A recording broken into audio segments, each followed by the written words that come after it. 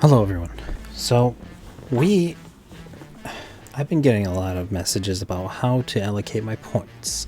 How do I do this better? How do I do this and XYZ? I've been getting a lot of requests, a lot of messages. So you know what?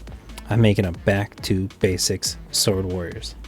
So taking you from noob to pro. I mean, I can only try. So first thing we're going to talk about is stat allocation points. Now, how to stat your points correctly. This should always be a requirement right here because crit is huge. It doubles your damage by 50%. Oh, 50%, yeah. So basically you should always have at least 220 or 250 points in crit. It gives you a 100% chance to crit every single hit. Oh man, so slow.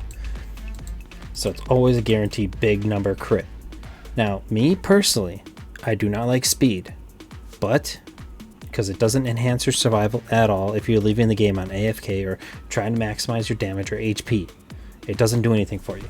But if you want to run in circles and avoid enemies, I would suggest at least 50 just to give yourself some movement speed, or if you want to do at least 100 points in there to give you additional speed. But there is a cap. I believe it's about 250 if I remember correctly. You can't get past 30 or 28 as easily as before.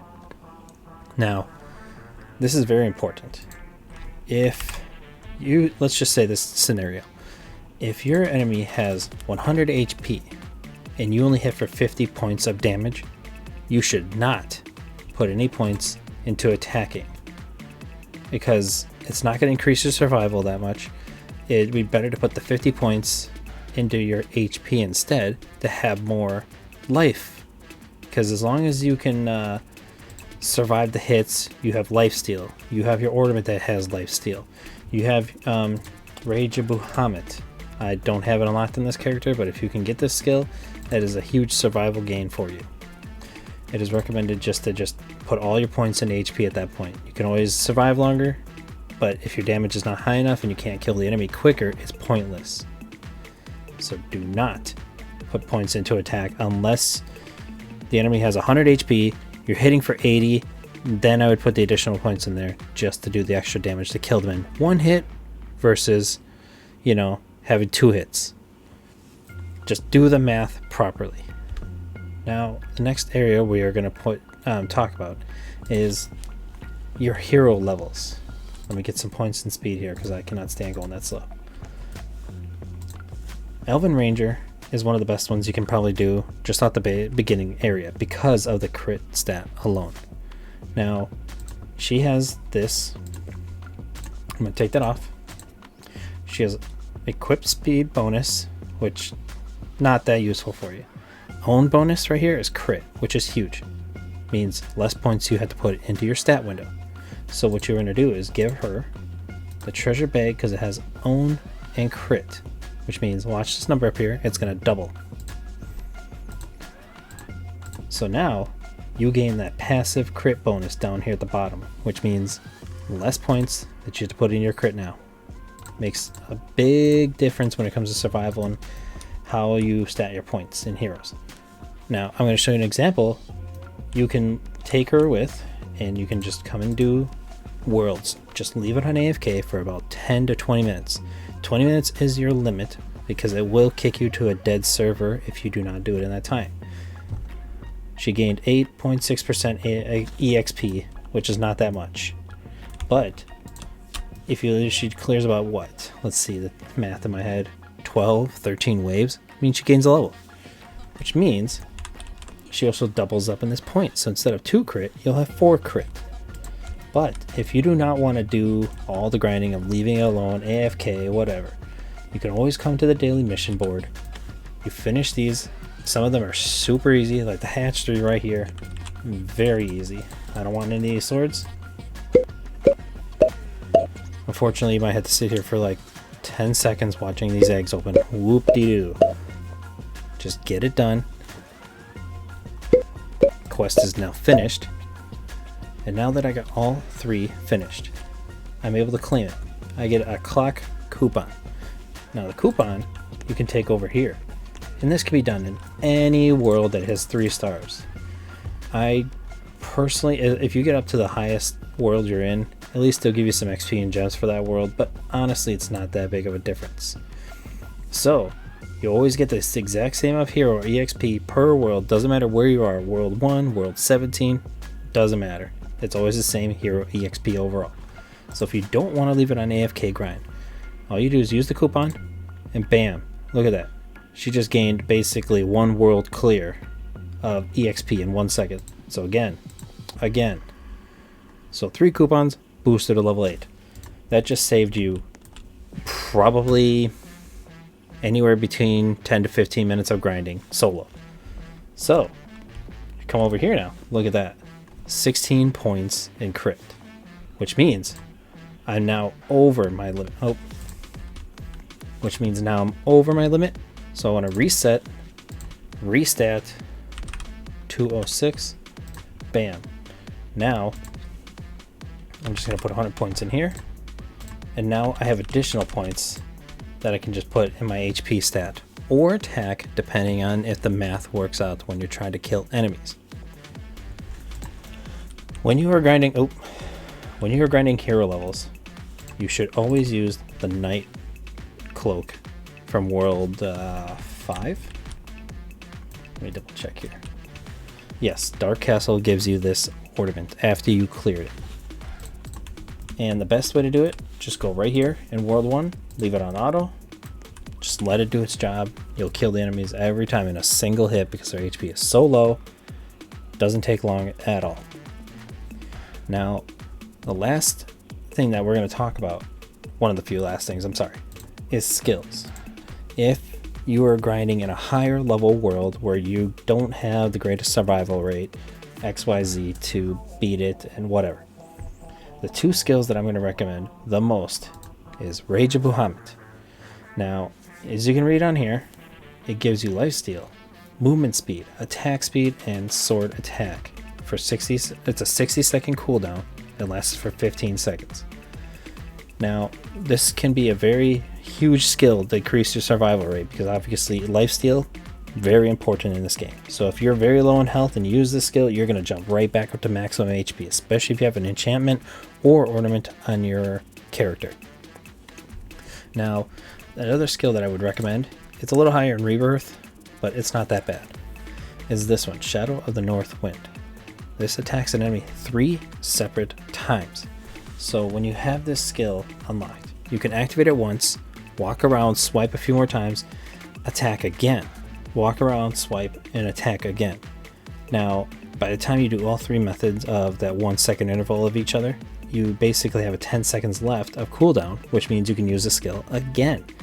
And while you have, each time this activates, you have the invincibility yellow shield around your body, which means you take no damage, but you have to be careful when using this skill because it can launch you forward into walls or launch you into some traps. You just got to be careful. But it is a very highly sought after skill because the invincibility frames basically means, hey, I can use these to dodge enemies' attacks while surviving while I wait for my Rage of Bahamut to come off cooldown so I can get more life skill or life steal. Now, the second thing we're going to talk one of the few last things we're talking about is Enchanting. Now, I do not have a weapon that I can properly showcase this, so I'm going to do the best I can in describing and talking about this. What you're going to do, ooh, I don't even have the gems for that. There we go. So what you're going to do is come here and enchant your weapon. Now the 2 best ones, which I got, is attack speed and life steal. Crit damage is nice, but it's not going to keep you alive. Because if you sacrifice it for attack speed, you're going to be attacking. Attack speed adds 1 extra swing per second, which can be a huge life-saving thing. And you always want lifesteal 6. Now, say you have this weapon right here, and then you have this weapon right here. As long as one says attack speed 6, and this is like anything lower than 5, have the 6 right here, enchant your next weapon that can be combined with it to also say, oh man, I didn't realize how big the enchant was. Whatever. As long as one says 6 down here, and this is not a 6, and this can be a 6, and this can be a 1, You combine them into the same weapon, and it will give you the perfect enchant of attack speed 6 and lifesteal 6. That is, you can only do these with mysterious or eternity swords. Let's see. If you're looking to rebirth quicker than normal, you're always going to want to use the Prophet. The Prophet is very valuable because it acquires additional 40% EXP from each killed enemy. So when you kill an enemy, you get 100%. But if you have her on your team, then you will get an additional 40%, which means 140% EXP per kill, which can help you. But this also comes with a downside, because obviously you will not be able to clear as many waves. So you have to make the call to see if it's worth it by having her with you or without you. But me personally, I use her 24/7 on my main character. She's my highest character at 85, because I'm always with her and Flame Wizard. Those are my two combos. Now, for the time being, I don't know how long this is going to be going on for, but you got this claim bonus where you can level up ridiculously faster, 2 levels additional for 1 hour every single day. So use this to your advantage every time. If you're over 100, it looks like Rebirth 118, then you want to go slash damage, because this is useless for you. I think I covered pretty much everything from beginning stats. Make sure you're opening up your eggs. Every few rebirths, you're literally coming over to the Drillmaster, acquiring more skills. And one other thing is, no matter what world you are in, let's go with this world up here. So Cemetery is 5, 6, 7. That's world 7. So in this world, that would mean the maximum rebirth you need to be able to complete this world without many issues other than hero levels, stats, skills, and oh man, I can't remember the last thing right now. You need 77 rebirths to complete this world efficiently. If you're over rebirth, fantastic. Make sure you do the Drillmaster. You scale more HP, more attack. Every single world is the exact same. World 8, 87. World 9, 97. World 10, 107. And it just keeps following that exact same method. So make sure you're paying attention to your rebirths, because those are huge benefits of being able to clear worlds easily. Now, I legitimately think that I am done with all the information, other than,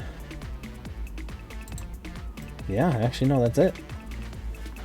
So this is how you can go from being a noob to a pro by following this guide, and just make sure that you are focusing your heroes, using the clock coupons, putting the right ornaments on every single hero.